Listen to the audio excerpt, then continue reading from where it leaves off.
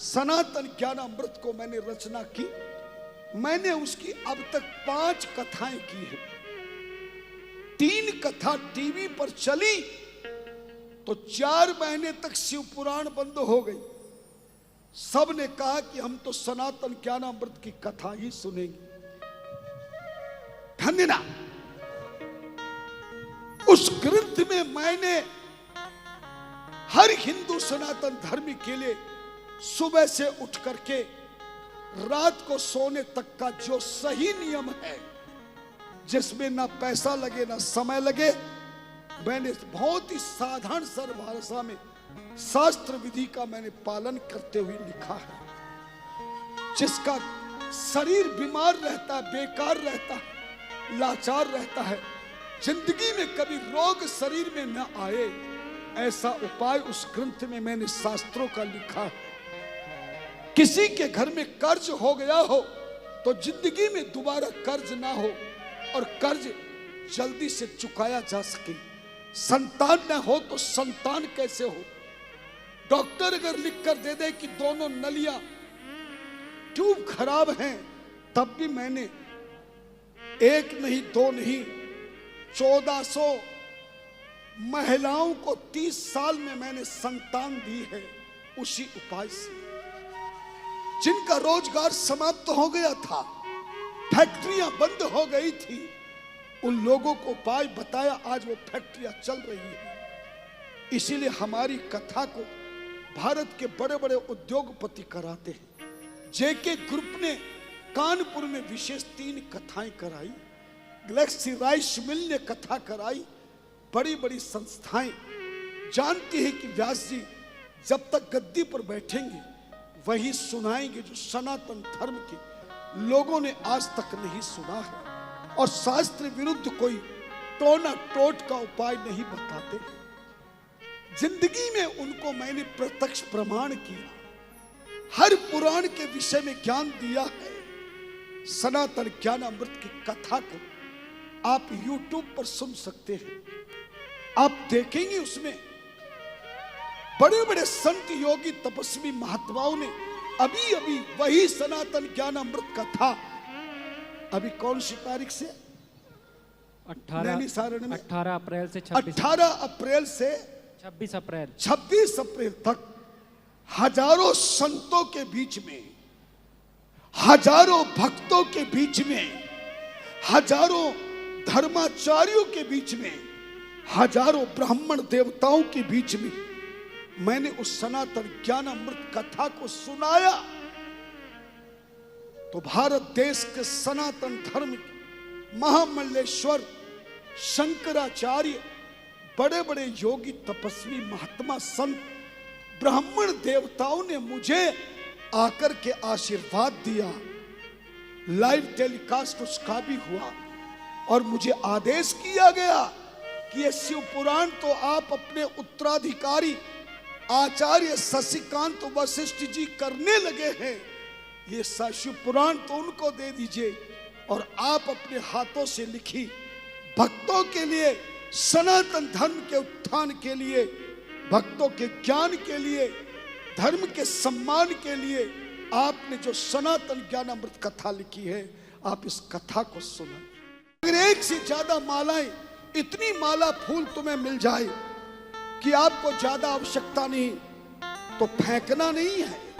आप अपने पड़ोसी को दे सकते हैं, अपने मित्र को दे दे, पुटली बनाकर, धागा बनाकर अपने रिश्तेदार को दे दे, है? पर आज का इंसान किसी को देने को तैयार नहीं है। हाँ? शिव पुराण में बड़ी सुंदर कथा आती है। श्रावण के महीने में एक पति और पत्नी ने भगवान शिव का अभिषेक किया। पूरे महीने पूजा करी, भगवान शिव प्रसन्न हो गए, प्रकट हो गए। पति पत्नी से बोले, तुम्हारी पूजा से, पार्थिव शिवलिंगों की पूजा तुमने की है, तुमने दान किया है, मैं तुम्हारी पूजा से प्रसन्न हूं, मांगो, क्या मांगना चाहते हो? पतिदेव ने घरवाली से पूछा, भगवान क्या मांगू? पत्नी बड़ी तेज दिमाग की थी, बोले घर मांगेंगे तो हर साल पुताई रंगाई बिजली का खर्च होगा, हाउस टैक्स जाएगा, गाड़ी मांगेंगे तो पेट्रोल डीजल का खर्च होगा, तो फिर भाग्यवान क्या मांगू? पत्नी ने कहा सुनो, आप तो भगवान शिव से ये कह दो कि इंसान का मन कभी भरता नहीं, एक चीज मिलेगी दूसरे की फिर इच्छा होगी, दूसरी मिलेगी तो फिर इच्छा होगी, इंसान की इच्छा जिंदगी भर भरती नहीं। तो पत्नी ने भगवान शिव से कहा, ये भोलेनाथ आप तो हम दोनों को कोई ऐसी चीज दे दो जब भी जिस समय जिस चीज की भी हमें आवश्यकता हो वो हमें मिल जाए। शिव जी ने कहा तथास्तु। शिव जी ने तुरंत ध्यान किया, भोलेनाथ के हाथ में शंख आ गया। क्या आ गया? शंख, बजने वाला शंख। पति से कहा लो ये शंख, ये शंख बड़ा करामाती है, जब भी तुम किसी चीज की इच्छा करोगे इस शंख को कह देना और फिर बजा देना, आंख बंद करके आंख खोलोगे तो तुम्हारी चीज प्राप्त हो जाएगी। पत्नी ने कहा महाराज और क्या है इसमें?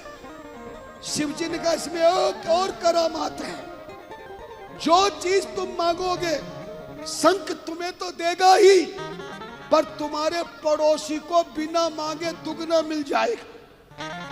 अब तो घर वाली चिढ़ गई, बोले पूजा हमने करी, मेहनत हमने करी और निगोड़ा पड़ोसी वो भी दुगना। घर वाला बोला भाग्यवान यही क्यों मन मार रही, घर तो चल। घर चले गए। जैसे शंख को घर लेकर पहुंचे, पति ने कहा 1 महीना हो गया बढ़िया चाय नहीं पी, चाय पिला। घर वाली बोली चाय बाद में दूंगी, पहले यह शंख नकली है या असली, प्रैक्टिकल में इसको देखना है। पति ने कहा क्या मांगू? पति को शंख दिया, बोले मकान मांगो, इतना बढ़िया मकान मांगना जो किसी के पास ना हो।